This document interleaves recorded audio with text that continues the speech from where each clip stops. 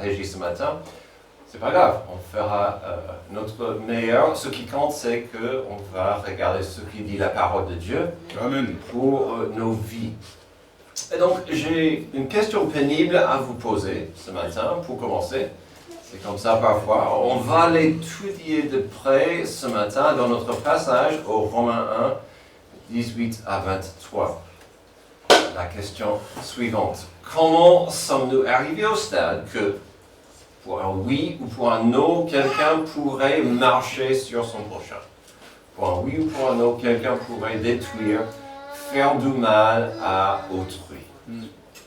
On va en revenir, mais permettez-moi de vous rappeler pourquoi nous sommes en Romains chapitre 1 et de notre sujet global. Permettez-moi de vous rappeler ce que nous avons abordé jusqu'à présent dans cette série, une vie transformée par le renouvellement de notre esprit. Alors, dans la vie, il est plus que normal, il est préférable de grandir. C'est une vérité facile à comprendre pour les enfants. Surtout les bébés, on a des étapes, il faut voir pour les enfants de grandir. Sophie, par exemple, a bien grandi. Ça fait plaisir de voir ce petit bébé qui grandit comme ça. C'est correct, même si elle a commencé tout petit au début. Mais qu'en est-il des adultes de tout âge? Il est malheureusement plus facile pour un adulte de grandir au niveau du ventre que d'autres choses, surtout pendant la saison de Noël. Mais ça, on ne va pas en parler trop de ça. Je parle bien sûr de l'importance de grandir intellectuellement ou spirituellement. Pour l'enfant adoptif de Dieu, la même chose est vraie au niveau spirituellement. C'est pourquoi, sous la rubrique importante de renouveler nos esprits, notre intelligence, depuis quelques semaines, nous considérons le sujet suivant. Dieu est là et il n'est pas silencieux. Et donc, voici notre premier sujet, notre premier appel de voir ça, l'importance de ça depuis un moment. Et donc, Dieu est là, il n'est pas silencieux. Nous cogitons, nous ruminons sur ce thème. Nous sommes en train de digérer cette idée et j'espère que cela nous aide à grandir. Dans un premier temps, on a vu ce sujet à travers ce que l'apôtre Paul a écrit aux Romains dans son premier chapitre, le chapitre 1. Nous avons déjà vu les 17 premiers versets où il est clair que la présence de Dieu est évidente à travers l'importance de la propagation de l'Évangile. L'Évangile étant la bonne nouvelle suivante. Dieu nous a fourni le moyen d'avoir la réconciliation et la paix avec lui grâce à la mort et la résurrection de Jésus-Christ. Donc l'Évangile, c'est la bonne nouvelle de la rédemption de Dieu pour nous.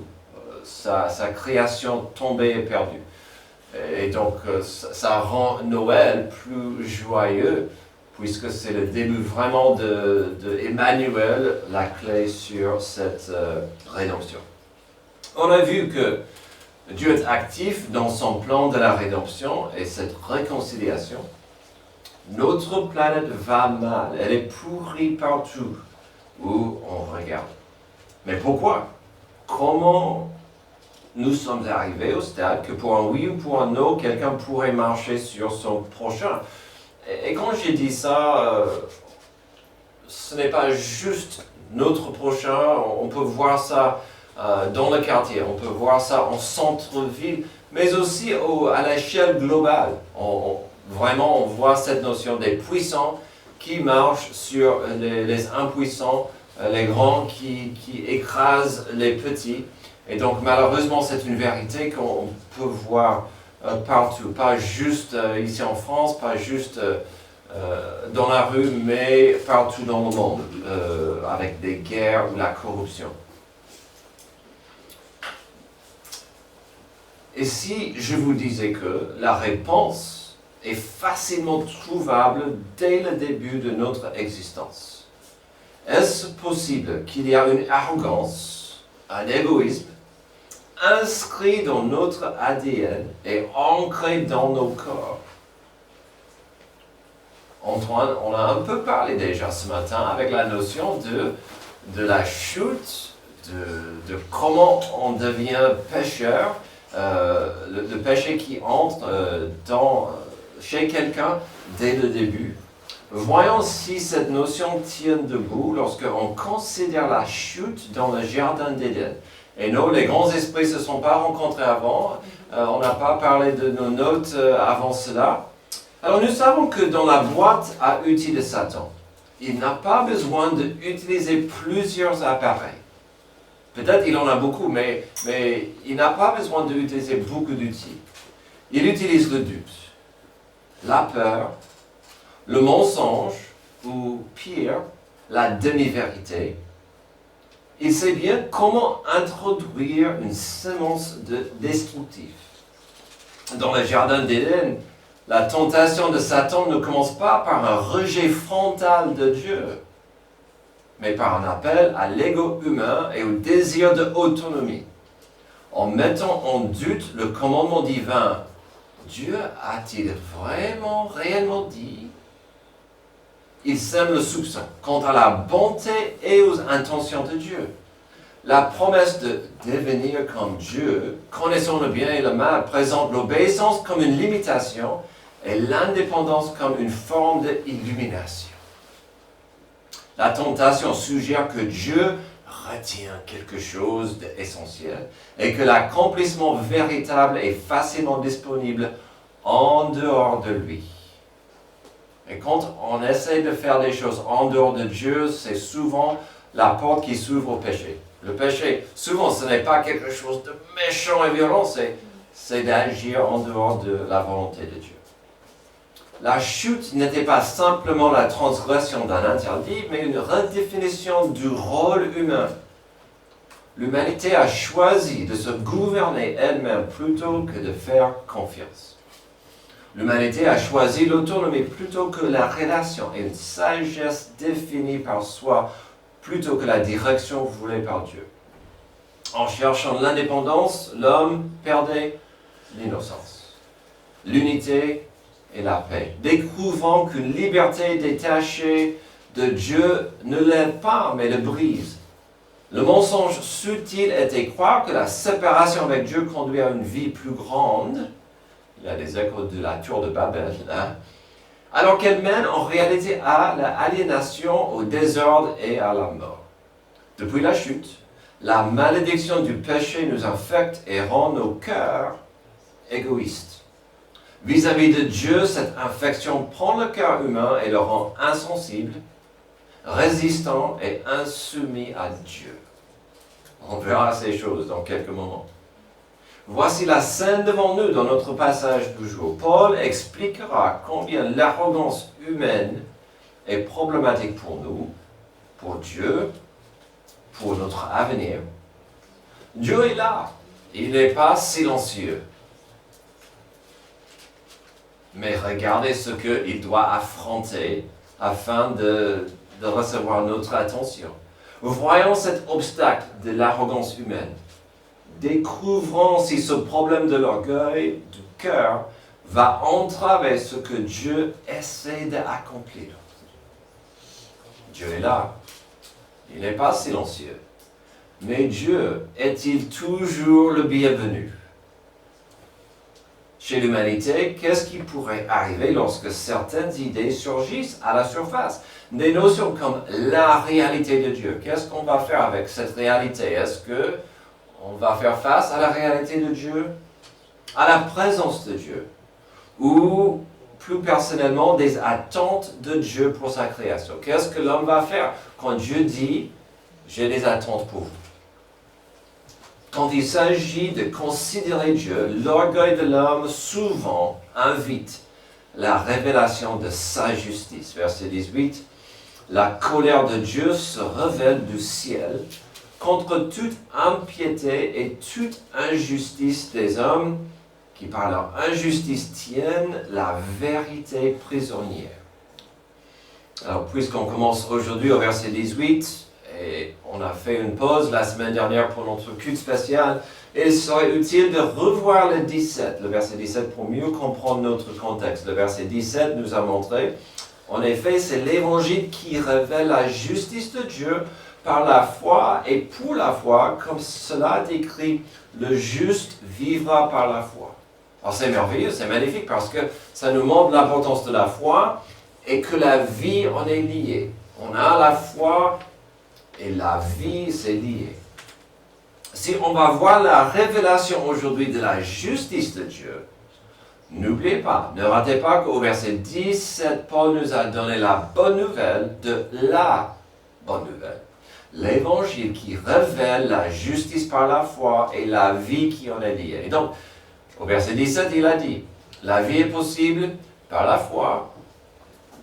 Aujourd'hui, on a le mais, le grand mais.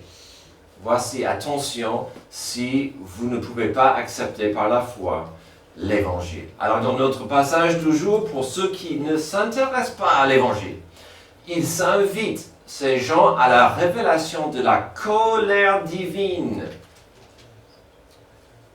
Ce mot, colère, au verset 18, ce mot implique un mécontentement, une indignation.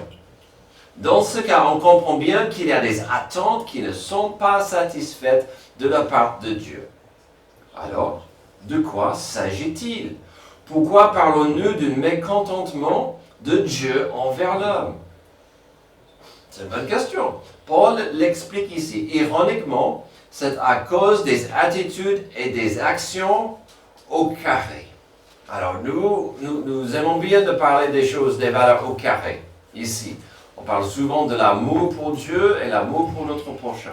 Le service à Dieu, le service pour notre prochain, la fidélité à Dieu, la fidélité pour notre église locale. Mais dans ce passage, on voit cette notion des choses au carré. Le mot impiété. La colère de Dieu se révèle du ciel contre toute impiété. Le mot impiété signifie le manque de respect envers Dieu. Donc, on voit le début de cette notion au carré, cette absence d'une adoration, cette absence d'un respect vertical envers Dieu. Le fait que l'homme néglige Dieu et se rebelle contre lui. Mais le verset continue. Il dit toute impiété et toute injustice. Alors, je vous ai promis ces choses au carré. Donc, c'est quoi l'injustice? L'injustice, c'est la méchanceté. Ça signifie l'injustice envers les autres, les gens. Et donc, on voit cette épée à deux tranches.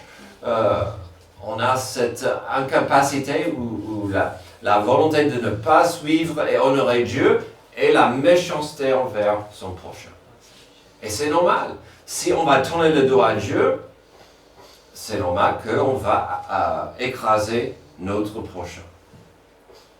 Sur un certain niveau, l'impiété est compréhensible chez certains, surtout si on n'a pas l'habitude de penser à Dieu.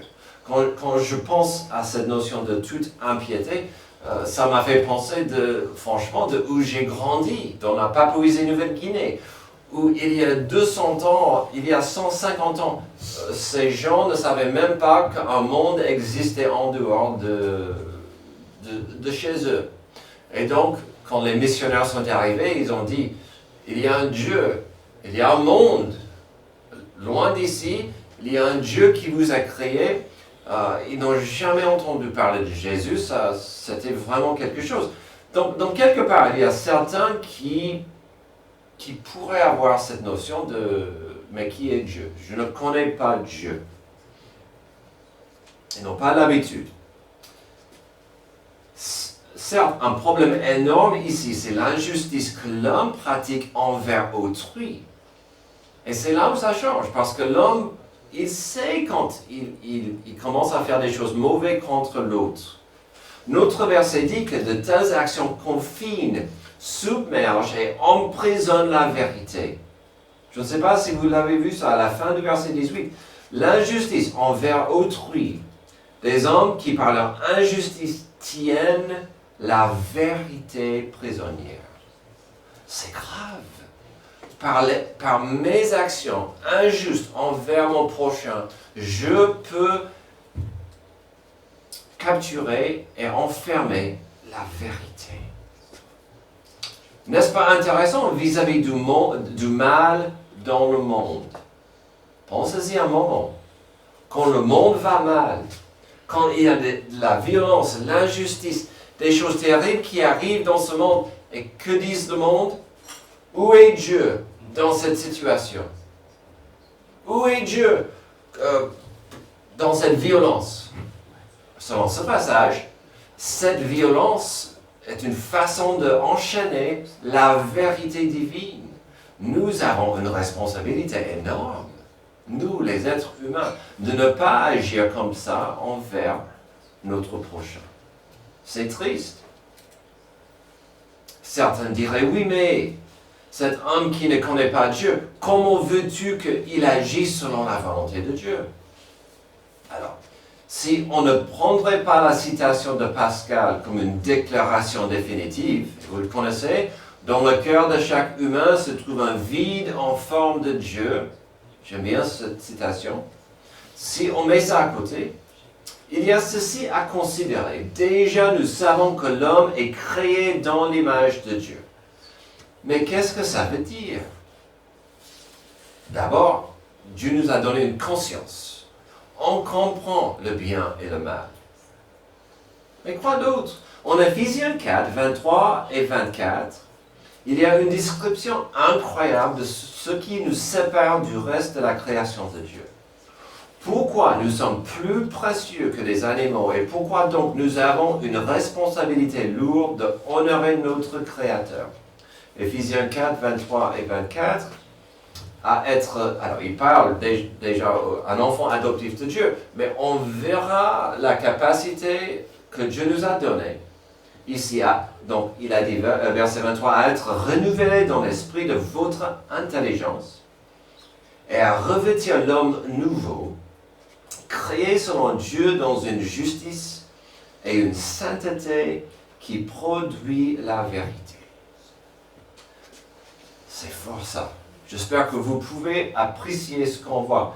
Ici, donc, grâce à notre intelligence que Dieu nous a donnée, que les chiens, les oiseaux et les chevaux n'ont pas, on a la capacité de comprendre et pratiquer la justice, la vraie justice.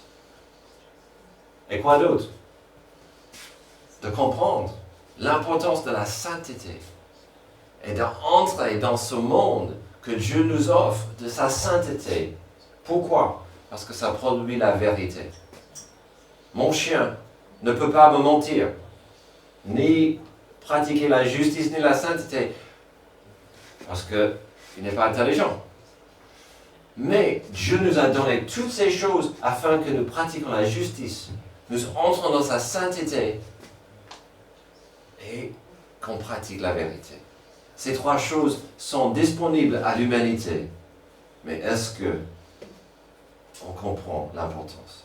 Si on revient à notre passage, n'est-ce pas intéressant de voir que Paul martèle l'importance de honorer la justice et la vérité. L'homme rebelle doit en faire face. Alors quand il s'agit de considérer Dieu, l'orgueil de l'homme souvent invite la révélation de sa justice. Aussi, l'orgueil de l'homme souvent ignore la révélation de sa présence. Verset 19. Car ce qu'on peut connaître de Dieu est évident pour eux, puisque Dieu le leur a fait connaître. En effet, les perfections invisibles de Dieu, sa puissance éternelle et sa divinité se voient depuis la création du monde. Elles se comprennent parce qu'il a fait. Ils sont donc inexcusables. C'est fort ça. Alors ici, nous avons une position évidente que ce monde est profond. Ce monde est merveilleux. Ce monde immense est trop fantastique pour dire que c'est un accident cosmique. À mon avis, Paul parle encore plus que la création et notre monde qui est visible. À mon avis, il parle aussi d'un Dieu actif dans l'histoire de l'homme, avec des miracles, des porte-paroles, sa parole vivante, peut-être sa loi. N'oublions pas la signification forte d'Emmanuel. si on va parler de comment Dieu s'est révélé à l'humanité, on ne peut pas oublier, il faut parler de Emmanuel, Noël, Dieu avec nous. Sa venue en tant que bébé ou sa mission à la croix pour sauver l'humanité. Mais si Paul ne parlait que de la création visible ici, permettez-moi de partager quelques citations des génies, des intellectuels qui parlent de la majesté et l'importance de ce monde. Peut-être vous avez entendu parler d'Albert Einstein. La science sans la religion est boiteuse. La religion sans la science est aveugle. C'est intéressant.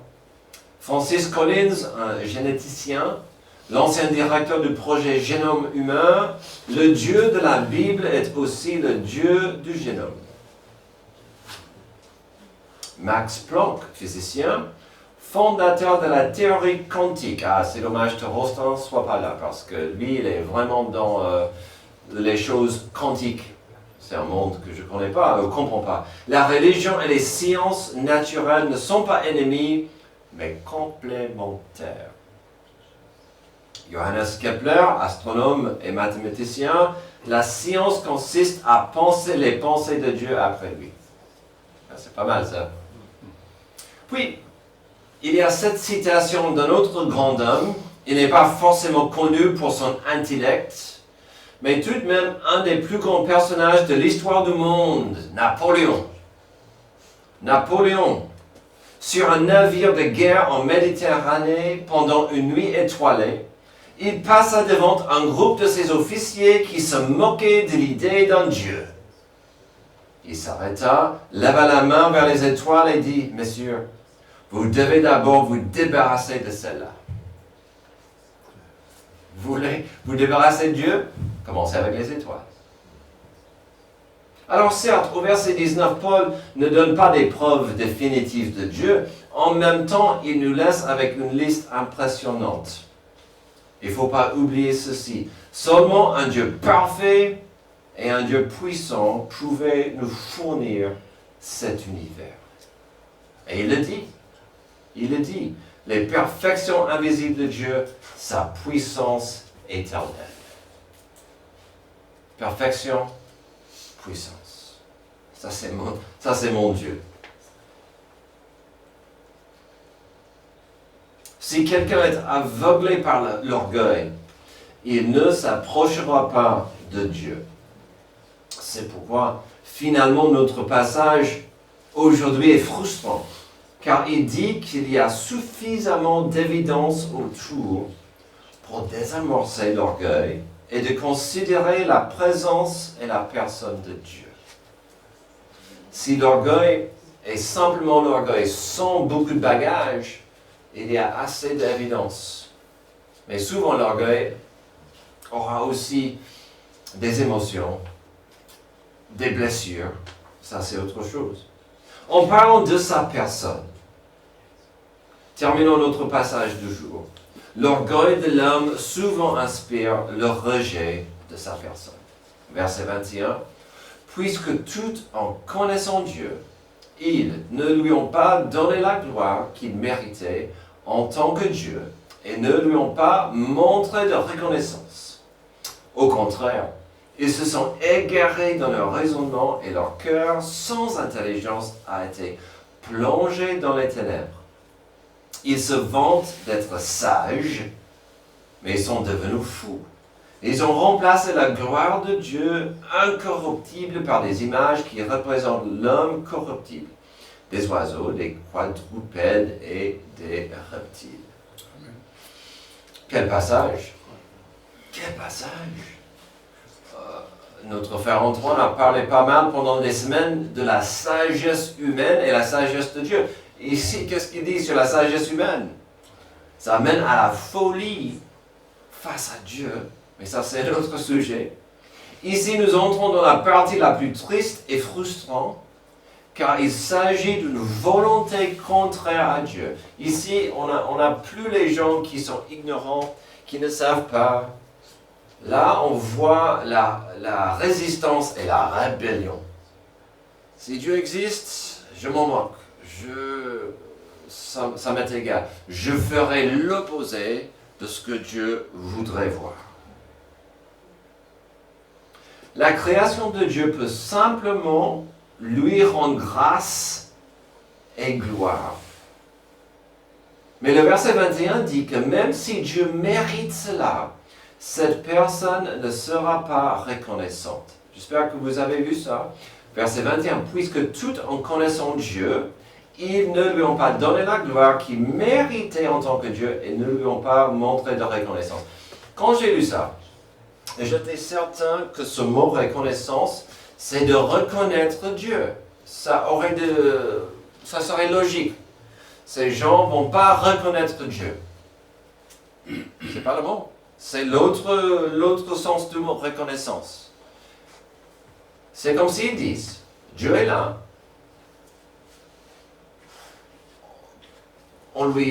Il mérite ma reconnaissance, ma gratitude. Est-ce qu'il aura? Non, ma reconnaissance n'ira pas vers Dieu. Je garderai ma reconnaissance pour moi-même. Un peu comme le pardon qu'on a vu tout à l'heure, pour garder ces choses à moi-même. Et donc, la reconnaissance, ce n'est pas une formule magique, je le dis tout le temps, mais la reconnaissance est tellement importante. On est créé afin d'être reconnaissant à notre Dieu. Et quand on ferme le cœur à la reconnaissance, le cœur devient de plus en plus dur. Mais non, dans leur raisonnement, il dit, dans leur cœur, ils vont plonger dans l'obscurité, selon le verset 21. C'est incroyable. Au contraire, ils se sont égarés dans leur raisonnement et leur cœur sans intelligent a été plongé dans les ténèbres. Son choix est important. Plonger. Ce n'est pas une glissade. Ces gens ne chutent pas et disent « Ah, il faut que je me relève et décide ce que je ferai. » Non. Ils plongent. Il va, voici la ligne, Dieu est là, et je me lance. Je plonge dans mon obscurité, dans l'obscurité à l'autre direction de la lumière de Dieu. Ce n'est pas un accident.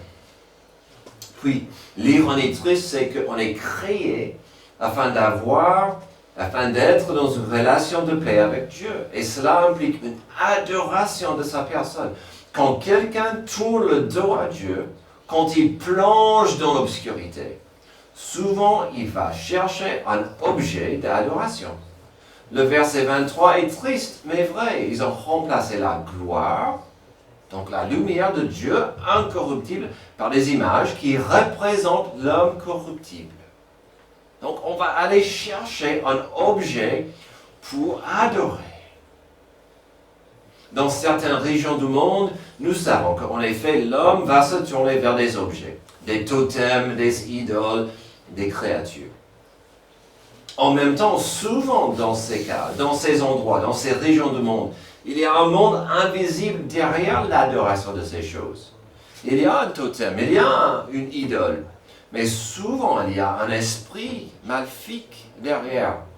On va adorer une statue de mes ancêtres, mais on sait bien qu'il y a un Dieu derrière ça. C'était le problème avec Israël, qui se prosternait devant Baal, mais il y avait un Dieu des esprits derrière ces choses. C'est dangereux. Dans l'Ouest, dans le monde occidental, dans le monde moderne, l'homme qui tourne son dos à Dieu sera plus ouvert et plus apte à adorer, entre guillemets, des idées, des concepts, des idéologies. Souvent des ismes. Alors, c'est quoi un isme, pasteur? Le consumérisme, le communisme, le matérialisme, le capitalisme. On va trouver un isme et on va mettre notre vie, notre attention dans cet isme. On va chercher, on va essayer de sauver la planète. Et on deviendra vert. On va sauver des animaux. On va sauver ceci, on va sauver cela. Si ce n'est pas une idéologie, la personne aura tout simplement la soif d'avoir plus des 3 P. Le plaisir, le pouvoir et le pognon. Voici 3 dieux qui sont très très très importants dans ce monde. Et franchement, s'il y a un, c'est difficile de choisir un seul. Parce qu'on veut le plaisir, on veut le pouvoir, le prestige, on veut le pognon. Et on avale le mensonge qu'avec plus d'argent, je peux avoir plus de prestige. Et puis le plaisir viendra à moi. Et on vit pour ça.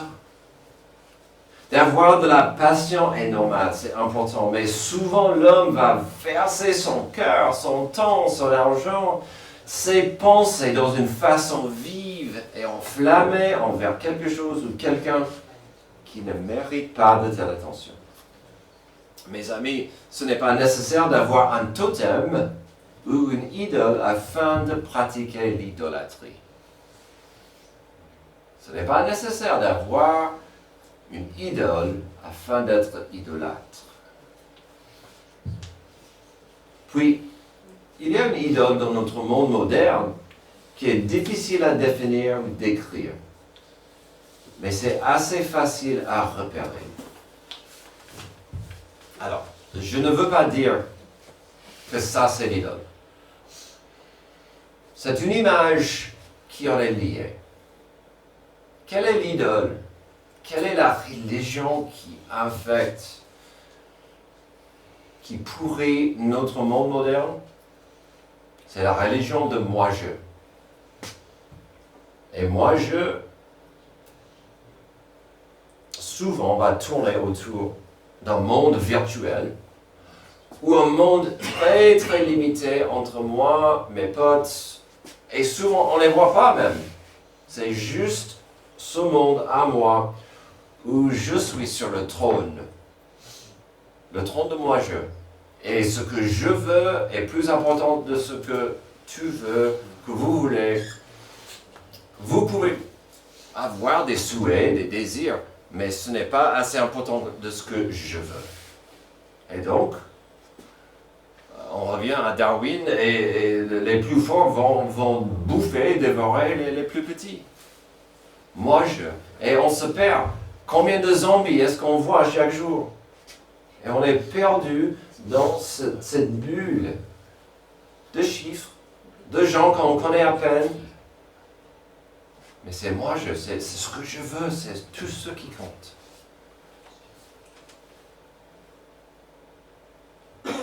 C'est un fléau, une religion mondiale qui tourne autour de notre monde. Si on ne comprend pas l'importance du renouvellement de l'intelligence, selon la volonté de Dieu, le monde le fera pour vous. Le monde va vous former, le monde va vous façonner. Et peut-être vous direz, mais moi je comprends ce que le monde fait. Moi je fais attention à ce qui entre ici. Et pour nos enfants, est-ce qu'on comprend les dangers de ce que le monde veut former et faire avec nos enfants? Les idéologies, les ismes. Ici en Romains chapitre 1, nous avons retiré une couche triste, laide et déprimante de la condition humaine. C'est une descente infernale où l'homme endurcit son cœur contre Dieu. Dans le jardin d'Éden, Ève a bien écouté et songé sur les paroles et les propos de Satan. En esprit et en action, elle a tourné le dos à Dieu et depuis la chute d'Adam et Ève, on est victime de la malédiction humaine. De prendre des paroles du serpent au sérieux et de façonner nos propres dieux. De prendre les paroles du serpent au sérieux et de former nos propres dieux.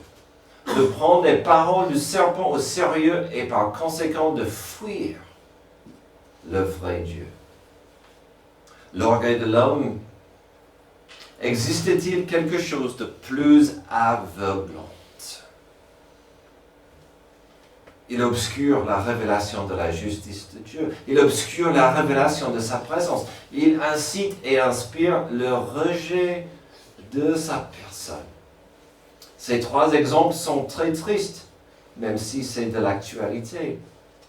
Ces trois choses font mal à Dieu et à notre monde, même si c'est de l'actualité. Et si vous ne me croyez pas, je dis souvent, regardez à la croix. Devant la croix, il y avait quasiment chaque partie de l'humanité. Des religieux, des pauvres, des criminels, des professionnels. Il y avait certains qui ont cru et accepté. Il y avait certains qui ont rejeté par orgueil. Il y avait certains qui ont dit, je comprends, c'est Jésus-Christ le Sauveur du monde, le Fils de Dieu.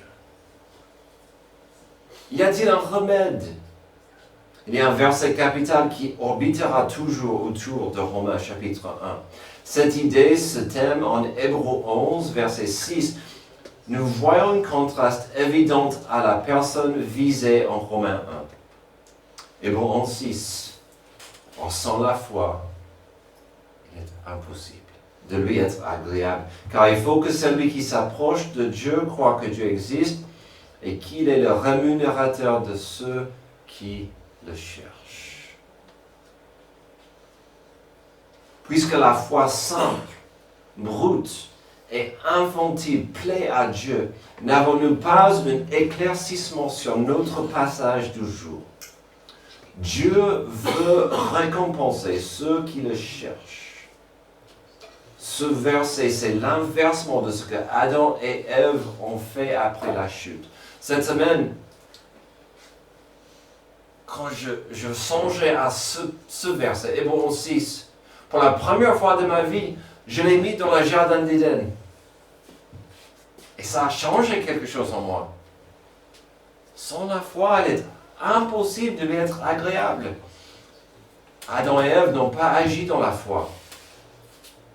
Il y avait cette désobéissance. Tandis que Dieu a voulu rémunérer leur foi, mais il devait aller vers eux. Adam et Ève se sont cachés de Dieu et il devait venir vers eux. Heureusement, Dieu le fait depuis. Il le fait toujours. Et si on se joignait à lui pour avancer son message de rédemption. Amen. Prions. Merci Dieu pour cet avertissement au chapitre 1 de Romains qui nous rappelle des dangers de l'ego et l'arrogance humaine. Aide-nous à vivre selon ta grâce, avec ton amour, et de toujours être prêt à partager ta parole, de ta patience, de ton amour, cette lumière, ce dont le monde a tellement besoin, surtout pendant cette saison festive de Noël. Que le monde voit et comprenne que Jésus est la lumière du monde. C'est dans son nom que je prie. Amen. Levez-vous pour notre dernier chant.